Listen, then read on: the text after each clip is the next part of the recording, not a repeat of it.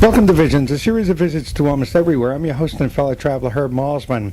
Today here on Visions, we begin a two-part look at the White House. Let's move along now to Washington, D.C. and the White House. Here we go. We are in the nation's capital, USA style, Washington, D.C. Right now, we're looking directly at the White House. One portion of one side, I believe we're at the East Appointment Gate. I don't know now whether we're here or not, but the sprinklers are going.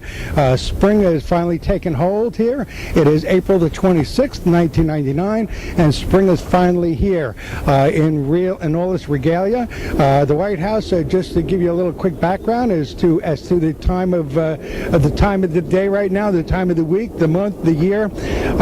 NATO celebrated its 50th anniversary this weekend, and the White House was the scene for the festivities and the meetings and the getting together and the congratulations in the midst of the Kosovo situation. NATO is very active these days. So the White House was the nerve center this weekend. Everybody meeting here, of course, the president and dignitaries from around the world. There was a red carpet treatment. They came in through the North Portico. So that's what's happening. We're right here, and I guess this is the White House is closed to visitors on Monday, but we're going to get in here today. We have a special one-on-one tour coming up, and we're going to be in there in just a few moments. It is about 10 past 12 in the afternoon right now. Again, it's Monday, April the 26th. We came through security to come through. Of course, it's a very secure area, as most of Washington, D.C. Coming through, we had to be checked through by the guards, and then we were sent through to a white tent, and that was where the dogs were, the sniffing dogs. We opened up the trunk and checked things out to make sure we weren't carrying anything, and then we were invited to go through the gate and into this parking area right here. And this is where we are. We're right here at the White House. I've been waiting 6 years to get in here for this tour through the legalities and getting permission, because it wasn't the regular tour, a little more in-depth tour that we needed, so it needed a special permission to get in here today. So that's what's going on. We are going to be going in at 1 o'clock. We have a 2-hour window, a 2-hour tour coming up. I believe we're going to meet Betty Monkman, who is the curator for the White House. We may be speaking with her. She may be doing the tour, but I'm not sure. I know we have at least one guide and perhaps a second guide. So we're going to get as far into the White House as we can. Again, it's a beautiful day. Another anniversary to tell you about. Not only, of course, is it the 50th anniversary of NATO this weekend, but today, April the 26th, 1999, is the 13th anniversary of the nuclear disaster at Chernobyl. And to celebrate or to commemorate that disaster, there is a computer virus that's going to take hold today. It's called Chernobyl, and it's supposed to confuse the hard drives, and it's going to be very desperate. There are a couple of companies on the web that'll give you the inoculation free to save you from this virus, but it is called the Chernobyl virus, and it's out to do its worst dirty work imaginable, and to celebrate, again, to memorialize, to commemorate the 13th anniversary of Chernobyl. That is where we are right now, and I do want to make a couple of thank yous before we go in. I want to thank James Herndon and Ruth Foss and all the really good folks at the Library of Congress, who, by the way, supply you with these tapes. The Library of Congress, National Library Service for the Blind and Physically Handicapped.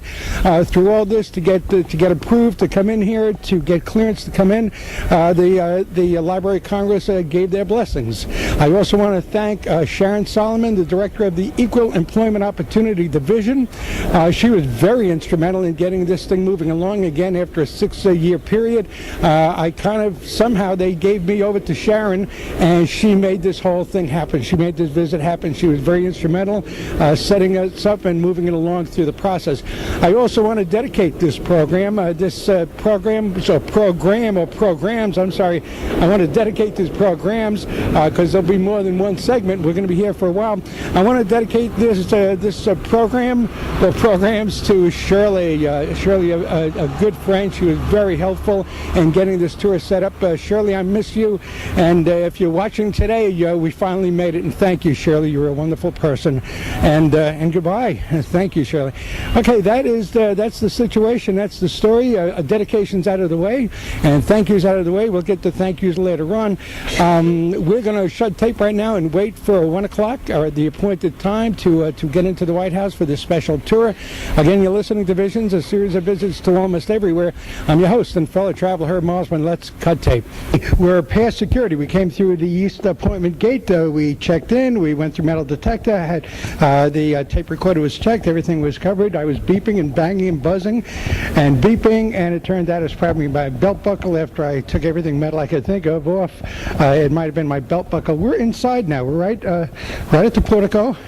I'm not sure exactly where we are, but this is where the appointments come through. We're not going to be on tape until we get inside with Betty Monkman, who will help guide us along. So let's cut tape. Here we go. You're listening to Visions, a series of visits to almost everywhere.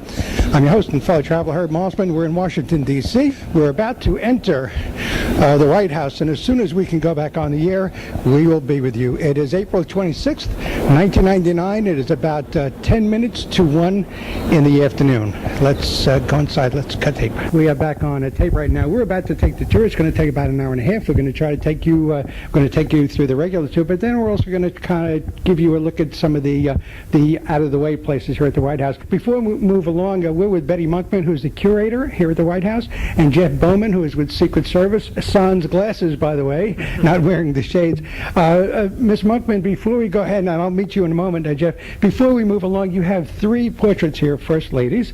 One is Ms. Jackson, one is Mrs. Tyler, and the other is Bess Truman. Bess Truman, do you rotate the stock, or there's always the 3, and then you have a seascape here. Why these 3 in particular?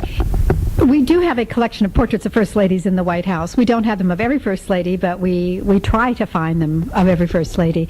A lot of the location for the President's portraits, as well as the First Lady portraits, sometimes depend on their size, when they were painted, and so forth. The portrait of Mrs. Tyler was actually the first portrait of a First Lady to come into the collection in the She actually sat for it in the 1840s, but it did not come here until right before the Civil War. And it was given by her to start the collection of First Ladies, actually. The portrait of Mrs. Jackson is a posthumous copy, actually. She died before her husband became president, and her original portrait is at the Hermitage, Jackson's home in Tennessee. So the people of Tennessee paid to have this copy made of her, which was given again to the White House as a gift. And Mrs. Truman sat for a woman artist, Greta Kempton, when she was First Lady, and so we have a wonderful portrait of Mrs. Truman here. Oh, wonderful. Jeff Bowman, let's move on to you for a moment. Can you give us some of the history? This is 1600 Pennsylvania Avenue. A little history of the White House, a little background. Correct. 1600 Pennsylvania Avenue is the address, which is the north side of the White House. A lot of people like to ask which is the back and which is the front of the White House. The White House really doesn't have a back or front. We have a north and a south because both entrances are used quite often for various events. The White House itself, the cornerstone was set on October 13th of 1792. Took 8 years to build this home. It's made of sandstone on the exterior walls. George Washington, who of course was our first president, selected this site here in the district for the White House. He approved the construction plans. He appointed Irish-born architect James Hoban as the master builder, and he provided some of the building materials that went into building the home. Took 8 years again to build this home. George Washington left office in 1797 and died in 1799, so not only did he never live here as president, but he never got a chance to see the finished product as well. Our first occupant was our second president, John Adams, and he moved in on November 1st of 1800. Every president since has lived here for either all or part of their term in history. And George Washington actually died from a cure, did he not? They were bleeding him. He had a sore throat, and the leeches, and they were taking a pint every 4 hours or something like that, and that did in George Washington. Well, I think he had become ill. He had been riding on his horse over his plantation in bad weather, and I think that was the beginning of his illness. Right. But taking a pint now I'm a blood donor. I know if you take a pint off me every 4 hours, I'm going to be a little bit put out by it. Wasn't there a major fire here way back when? There was during the War of 1812. It was actually August of 1814. British troops marched on Washington and burned the White House. The entire inside of the White House was pretty much destroyed. The only thing left standing was the exterior walls, which were badly scorched. Right. Now, is the White House set right now to reflect the Clintons' taste, and does that change in a couple of years now? Does the administration coming in, the president and the first lady, or it could be the president and the first husband, Elizabeth Dolly, could happen. She'd be a pretty good choice. Will whoever comes in next decide, well, I kind of like this color and I kind of like, what can't you touch in the White House when you're redoing it? There are many more restrictions in the public areas or the staterooms than there are in the family quarters. In the family quarters, the family can change them when they come in. They can change fabrics, move furniture, paint the walls, pretty much make it their family quarters. But on the state floor in the public rooms, we do have an advisory commission of which the First Lady serves as honorary chair. So Mrs. Clinton has served very actively as chair. And that commission, which is composed of museum directors and curators, the chairman of the National Park Service or the director of the National Park Service is the chair of the committee.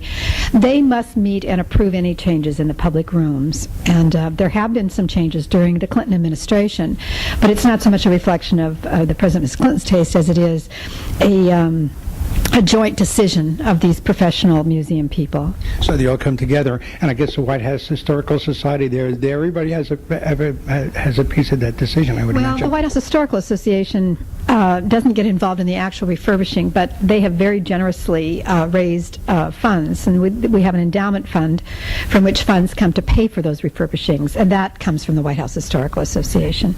Now, just two more things, and then we're going to head out. The seascape, besides the fact it's beautiful, why is it here? This is a painting by Cornet, an Italian artist, called The Landing of the Pilgrims. And it's a large seascape, a rather romanticized seascape of the boats coming ashore in Massachusetts in 1620. And it's here because it's an early painting.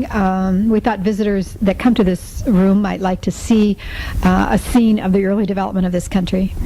Now, just before we go, one more question. Is it always 10 after 1 here? Is there a significance to that, or just the clock is worn out? I think the clock probably needs some attention. I thought there's some historical significance to 10 after 1, something like that. Okay, we're about to move along. You're listening to Visions, a series of visits to almost everywhere. I'm your host and fellow traveler, Herb Mosman. We're in the nation's capital, USA style. We're here in Washington, D.C. It is Monday, April 26, 1999. NATO is gone. I guess just about everybody is gone after the weekend, the 50th anniversary. For those of you with computers and hard drives and CD-ROMs, you may be experiencing a problem today. A virus called Chernobyl on the 13th anniversary of Chernobyl is either in the works right now, or it's in the systems, or it's about to go in the system. I mean, this thing it's great. Computers as our friends, the downside of the superhighway. Right now, Chernobyl may be eating its way through somebody's hard drive someplace in the world. So, and again, the 13th anniversary of Chernobyl, the nuclear accident in the Soviet Union, the former Soviet Union. We're gonna stop tape right now, and then we'll meet you as we take the tour. Here we go. Let's cut tape. We are outside now. We're at the front entrance, I guess, of the White House here. We're looking at a very famous chandelier, or the hanging lantern. This is famous when the dignitaries come here to the White House. They come up, the President and First Lady greet the visitors here, and then they're brought into the White House. This is also, sadly, where John Kennedy, this is where they pulled up, I guess, in front of their hearse, and the motorcade came through here. Who wants to start? Let's start with Jeff, and the last name is Bowman. Currently, we're on the north portico of the White House, which again is the address side, the 1600 Pennsylvania Avenue. This portico is an 8-column portico, and again, it's made of sandstone and marble stairs. As you're looking or viewing the White House, you can see intricate detail in the marble. Off to the right is on the windowsill is an area that we left unpainted.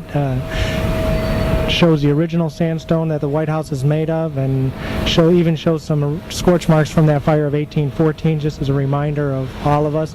The White House went under a renovation on the exterior through 1990 to 1994 or 96, where we actually had stonemasons come in and they took all the coats of paint off the White House, brought it back down to its original sandstone, and then gave it a fresh coat of paint. There's something happening right here. You have some scaffolding up, but this is I guess, a rehab year. I know Washington Monument is getting a do-over, a makeover, and what's happening here? This is not actually a rehab. These are screens to screen the arrival ceremony on Saturday night from people in the park, so that, and the photographer and the press would stand on the scaffold and take photographs of the heads of state as they arrive for the dinner on Saturday evening. Okay, so now I was watching C-SPAN, and the dignitaries were coming in from NATO, and they were coming in, and there was a lady here from the White House. She was doing some sort of protocols. What was her title and what was she doing? Her name was Mary Mel French, and she's actually with the State Department. She's the ambassador of protocol, and for the dinner on both Friday nights and Saturday night, we had 18 heads of state here on Friday evening and 44 heads of state here on Saturday evening. She would meet and greet each head of state here on the North Portico and then escort them into the White House, where they were taken upstairs to meet with the President and First Lady, and then brought down the grand staircase for their official entrance into the NATO dinner. And who is the host? Was it the State Department or was it the White House? Well, at the White House, the President is always the host at the White House. The President or the First Lady are always the host or hostess at the White House. I'm just wondering why State Department protocol, well, I guess it's versus State Department. Well, the State Department handles all protocol with foreign heads of state or foreign visitors. Oh, so it's a good question then. Okay, how did you feel about, when I heard the protesters at NATO go home and so on and so forth, at the one thing you say to yourself, well, it's not really perhaps putting our best foot forward, but at the other side of the coin, it really does show what America is all about, because you can have protesters, you can have people voicing their difference of opinion and not be I wouldn't worry about the noise, I need the sound, and not be shushed or carted off and banned away someplace. So there was that contrast here. Lafayette Park, which is directly north of the White House, has always been a center for the last 30-40 years, or longer than that even, and Pennsylvania Avenue for people protesting policies and issues. I know there's a tent city here, and okay, we're gonna go inside and start, because I know you have a schedule to maintain, and I have to get my car back eventually. We're gonna head inside. Let's cut tape. We are inside now. Where are we? Can I call you Betty? Betty, sure. We're standing in the entrance hall, which in the 19th century was the great hall for all visitors to the White House. Not only heads of state, very few heads of state came in the 19th century, but any visitor that would come to the White House would have come into this great hall. They would have gone up the stairs to the President's offices, which were on the family floor directly above where we are standing today. And even the family would use this entrance as well. That changed in the 20th century. They now use an entrance on the south side of the house, but in the 19th century this was the only entrance for people to enter into the White House. Jeff, describe the space we're in right now. Okay, we're in a large foyer. There's a Tennessee marble on the floors with Vermont marble on the walls, and 6 columns that are in the center of the foyer. To our left is the grand staircase. It's a red carpeted staircase that leads up to the residence. The White House itself is made up of 6 levels. We're standing right now on the 4th level of the White House. 2 basement levels that are contain all the shops that are needed to keep the home running: the plumbing shop, the electrical shop, the carpenter shop. There's bomb shelters down there, bowling alley, kitchen. On the ground floor level are a few rooms that we'll take a look at as well. We're currently on the state floor, and again it's the 3rd floor. And then the top 2 levels, the 5th and 6th floor, are the private living quarters of the first family. Total about 67,500 square feet. And lots of red. Is this everybody coming through here sort of gets the red carpet treatment and the red treatment? Well, it is true. The red carpets have been taken up now, but for the arrival on Fridays and Saturday evening when the dinners were held, there was a large red carpet out on the under the north portico. And I kind of feel kind of special right now because you're wearing a sort of red tie, or and I'm not wearing a tie. It's kind of warm for me. But Betty, you're in a red jacket, so I kind of feel like there's a red jacket tie welcome I'm getting here. Can I stretch a point and say that? Certainly. Okay, where are we heading? By the way, we're looking at a very famous portrait of John Kennedy, Yes. JFK. In this entrance hall, we do try to hang the more recent presidential portraits because this is the area in which the visitors, the public visitors, will exit the house. And so we do try to show portraits of presidents that they would be very familiar with. And one is a portrait of President Kennedy, which is a posthumous portrait. It was painted after his death from photographs. But it was a portrait selected by Mrs. Kennedy to be the official portrait. And it shows him standing with his arms folded and his head bowed. And many people have questioned why the artist painted him with his head bowed so that you cannot see his eyes. But the artist said he really wanted to portray him as a thinking man. He's definitely thinking, his arms crossed. He's definitely in a thinking posture. Right. And the other portrait across the hall is our most recent presidential portrait, and that's President Bush. And he is seen, again, standing with a desk that he used in his office with one of his favorite paintings in the background. Okay, let's cut tape, and I'm looking at some busts here. I see Abe Lincoln, I see George Washington, some various busts along the wall. Is that Betty? Do you want to say anything about the piano? Yes, I do. Harry Truman, maybe? Well, it predates Harry Truman a little bit. It was a piano. It's a great grand piano made by the Steinway Company, and it was presented as a gift by the Steinway Company when Franklin Roosevelt was president in 1938. And it has various scenes of American music stenciled on it, but its legs are large gilded eagles with their wings spread, and many very famous pianists have played on this piano, as well as President Truman did play on the piano. President Nixon also played on it at one time when he gave a birthday party for Duke Ellington, which we are now celebrating his birthday this spring. He could tickle the ivories, old Richard Nixon. Yes, he could. Okay, well, moving along here, I see 1817, the year to the top, 1792, 1902, and 1952. This denotes what, these years? These are the major renovation dates of the White House. Again, 1792 was when the cornerstone was set. 1817 was the renovation after the fire of 1814. In 1902, Theodore Roosevelt pretty much completed the White House mansion itself. Prior to his becoming president, the ground floor was the basement floor. It was unfinished, and he pretty much finished that off. And then through the years 1948 to 1952, under Harry Truman, was our structural renovation of the White House. The Army Corps of Engineers came into the home, totally gutted the White House, dug the 2 additional basement levels, put in steel support beams, filled it all back in, and this is the home as we see it today. This, by the way, is set into the floor bay as we're coming through. That's where we're seeing this. All of a sudden, I was watching Presidents and Analysts the other night with James Coburn. When he came through the door, I kind of thought of James Coburn in that film. I don't know if you saw it, but he's kind of asked to be the President's analyst, and after a while, he's people are coming after him. And anyway, that's what I did. Is this the red carpet that was used? It is, and it's rolled up today, unfortunately, because we're taking down some chandeliers to be rewired and to be repaired. So it normally is a long red carpet that extends the length of this corridor, which is, I don't know how many feet long. Do you, Jeff? 85 feet. 85 itself, correct. I was going to say like 90, so, but you must have it right. I know you'll be checking it later on. Let me see that one. At one end of the corridor, we have the East Room, which we will go into. At the opposite end is the State Dining Room. So it's this corridor that oftentimes the President and First Lady will walk down, escorted by military, color guard, and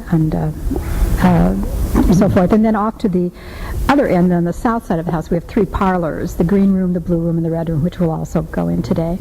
The East Room, that wouldn't be where Public Lassalle's was? And Yeah. Oh, this is where he appeared? I kind of think of him because his name came to mind just now. So this is where they have the concerts and the recitals and those performances. And often during this administration, there have been several state dinners here, as well as Jeff could speak to. We have one coming up on Monday, May 3rd, state dinner for the Premier of Japan.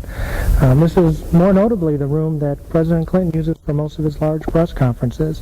He will walk down the hallway with the long red carpet, standing just inside the room in front of a podium, and then we'll have about 120 White House press seated in this area asking various questions.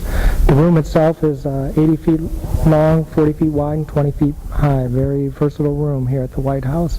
We're standing right over here, but here's where the lectern would be when he has the press conference. So all the chairs are turned around. That's what confused me. So he comes down this hall, and he comes through, and he goes right to the podium or lectern. It's actually on a riser, so he's a little bit above, so the cameras that are set up in the back of the room can get a good view of the president. Right. And then directly behind us, inside either side of the wall, are two large wooden doors, mahogany with a cherry inlay that slide closed. Yeah. And this would start the press conference. And when the doors close, the conference begins. Correct. Okay. And is there a certain color you should wear? I mean, I know the president wears a lot of blue, perhaps just the season. What looks good in this backdrop? Are they aware of, how best to look and how best to what colors? That's a question for television people. That's not something we get too concerned with. I just thought of Helen Thomas, who perhaps still today wears red, and she made the point that the reason why she does, she's easy to spot at a press conference, so she tended to go to red. Lots of red. This room is gold and white, actually. It's the carving in this room was first done in 1902 under Theodore Roosevelt and then modified slightly under President Truman in 1952. But it's carved wood and a very elaborate plaster ceiling. 3 enormous cut glass chandeliers made in Bohemia that date from 1902 as well. And I see George Washington, another famous portrait. You see that portrait a lot, rather large. And Theodore Roosevelt. And who would be these two? Is that Garfield? That is Martha Washington. Garfield to the left. McKinley, William McKinley. Okay, McKinley, Martha Washington, George Washington. Well, there you go. It kind of fits. And then Theodore Roosevelt. Okay, and how big is this room? Give us. You're good with the dimensions. Go for it, Jeff. 80 feet long, 40 feet wide, and 20 feet high. And if I could add, the portrait of George Washington here in the East Room is probably the most famous portrait of Washington. It's the 1797 Gilbert Stuart portrait, and it's the one that Dolly Madison had rescued from the fire of 1814.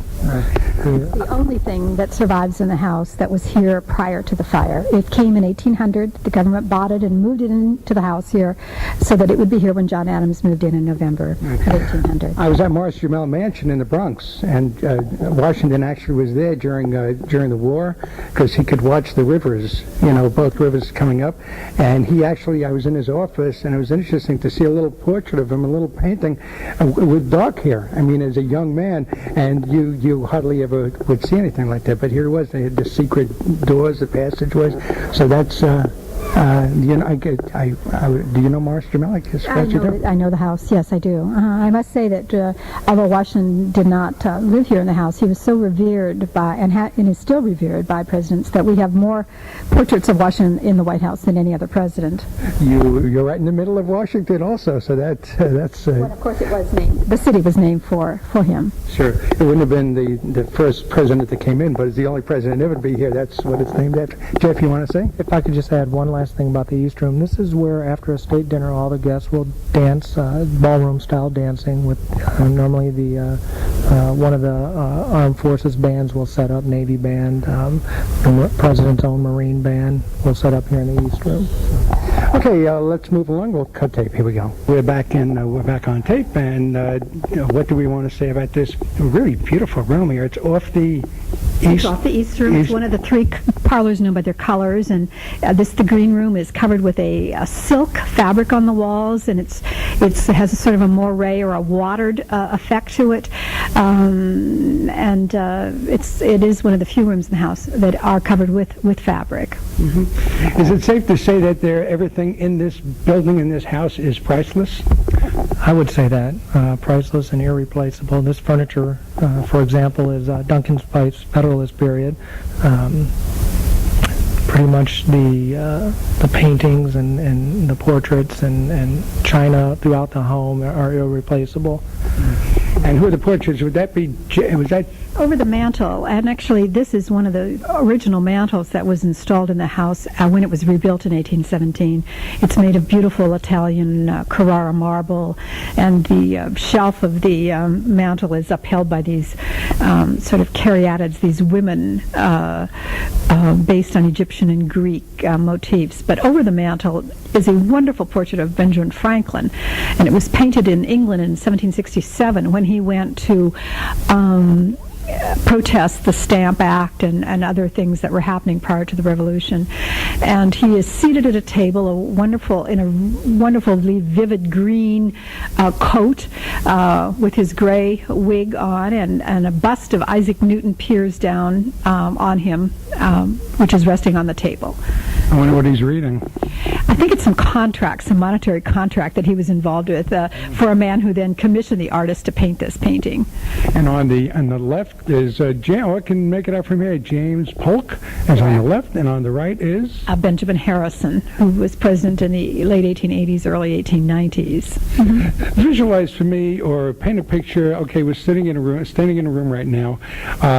Is the president, Mr. Clinton or Hillary Clinton, will they? I mean, I just can't imagine it's the kind of house that, in my apartment, I go hang out in the living room. I haven't seen the television yet, so there are. But will they come in and just kind of sit down and just kind of sit by the fireplace and lounge and be leisurely and casual and that sort of thing? It's sort of staid, sort of. Is it a livable kind of room? Just when nobody's here, they just walk around here and. Give us a sense of that. Itself is pretty much the main entertainment level of the White House. On a normal day-to-day basis, the first family pretty much would do any relaxing or reading up in the living quarters, and then use these rooms for more formal occasions. And they are all used during our formal events. A lot of times the president will have conversations with good friends and visiting heads of state here in the green room or in any of the parlor rooms. But they are used 3 to 4 times a week by the first family. Are they liable to be in here this evening, just sitting here and chatting? I don't think there are any formal official functions. And they're just the two of them? Very seldom, I think, would they come down to this floor to do that sort of thing. They have wonderful rooms upstairs that are available to them. Mm-hmm. So this is sort of, okay. I kind of wondered about that. All of a sudden I had this sense of them just sitting around them. If I can add, when President Clinton came into office, and I've been here for both President Bush and President Clinton, so I'm assuming President Bush did the same, but one of the first things that President Clinton wanted was a very detailed tour of the White House. I've been here on the state floor on many occasions where the president will grab select guests or friends and then just start taking them around the state floor, and he has got just an extraordinary memory, and he does a better tour than I could ever do, and he does that quite often. I've heard him do that as well up in his office on the second floor and the Lincoln bedroom and so forth, and he knows his history and is very interested and keeps reading and updating himself on various things. So he knows what the paintings are, what's happened in these rooms, how presidents have used the spaces and so forth too. I'm looking at a portrait of a Jimmy Carter, a misunderstood president, and somebody who is sort of who's blossomed since he left the White House, Habitat for Humanity, and he's done some wonderful work. And not every president leaving office does great work after they leave office. And Jimmy Carter may have been a little restricted here, but he's moved along now. You're smiling fondly, like you sound like you seem to like him. Yes, I do. I admire Mr. President Carter a great deal, but I was smiling because of a story about that painting. It was painted after he left the White House down in Plains, Georgia, and he selected an artist from Connecticut, Herbert Abrams, to paint his portrait. And after the portrait was finished, I asked Mr. Abrams if he could write a little account of President Carter sitting for his portrait. And Mr. Abrams related to me how they became such good friends because they loved to fly fish. And so a lot of their conversation while President Carter was sitting for that portrait was about fishing, which I thought would be... It looks great. It's a very attractive painting, I think. And in fact, President Bush admired that painting a great deal and selected the same artist to do his portrait. Yeah, he looks really wonderful there. Very... You know, a president comes into office feeling young and perky and ready, and goes out kind of worn out. And you probably age a week every day you're in this building working. Well, I think that's very evident if you see photographs of President Franklin Roosevelt, who was here a little over 12 years in the House. And from the time he came in 1933 till the time of his death in 1945, there was a dramatic change in his physical appearance for the wear and tear of the pressures of the presidency on him. Right. Okay, now, and I don't want to get political, but I'm not going to get political, but right now with Kosovo, is this sort of the eye of the storm in here? Things kind of stay. I'm just looking at the sense in the White House. Things are happening. Is there a calmness in here? Is there an excitement? Is it business as usual? Is this sort of like the eye of the storm here? Is it always professional and always? You might know more about this. The interesting thing I've found coming here to the White House is that the White House itself still maintains being a home. The West Wing, where the president's Oval Office is, that's where he'll do most of his work.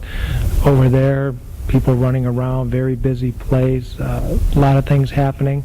But once you come back here to the mansion itself, it is again a home, and things are more calm, a little bit more relaxed, and for social events it presents a very pleasant atmosphere, no matter what's going on in the world. Sort of a refuge. I kind of thought eye of the storm, that sort of thing. But I might say that even though there are crises like Kosovo going on at the moment, the House continues to be open to the American public. And again, this is Monday, which we're taping this, but tomorrow morning at 8 o'clock in the morning, we'll have 4,000 to 6,000 people during the morning come through to see the President's house. I expect to see glasses sitting around from everybody that was here, this whole group. I just want to point out a few historic objects that are here in this room, the Green Room, that are associated with some of our early presidents. And one is a very beautiful English Sheffield coffee urn, and it was purchased by John and Abigail Adams when he was Minister to England, and it has their monogram JAA on the front of the coffee urn.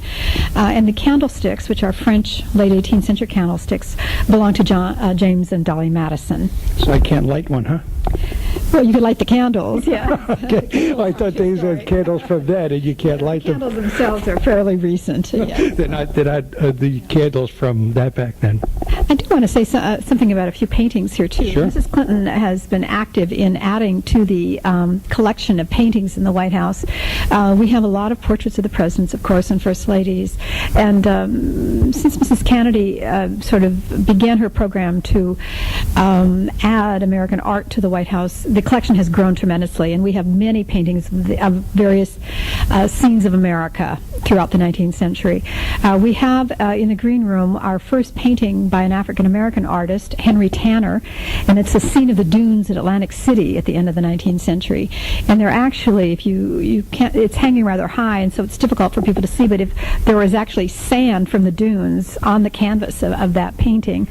And then we have a very... I just want to say, I was looking at the bottom one, looking for the dunes in Atlantic City, but it's up there. Right below it is a fascinating scene of Philadelphia in 1858, and in the background of that painting, there are a lot of people on the streets, a lot of wonderful 18th century buildings in the background, red brick buildings, but in the background of that painting you can see the steeple of Independence Hall, where the Declaration of Independence was signed.